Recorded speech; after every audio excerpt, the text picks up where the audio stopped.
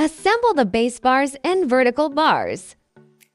Connect the vertical bars to the base bars with screws. Install central stabilizer bar. Fastening screws on the left and right sides.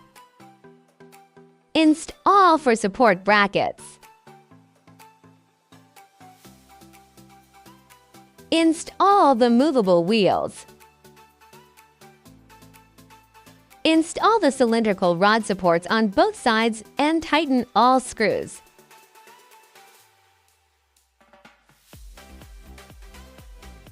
Use the two silver rods to support the film holder.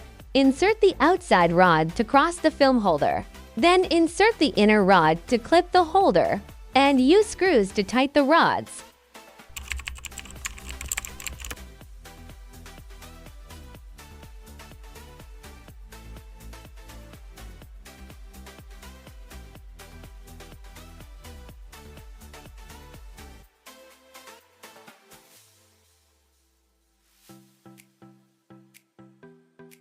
Lift the machine head into position.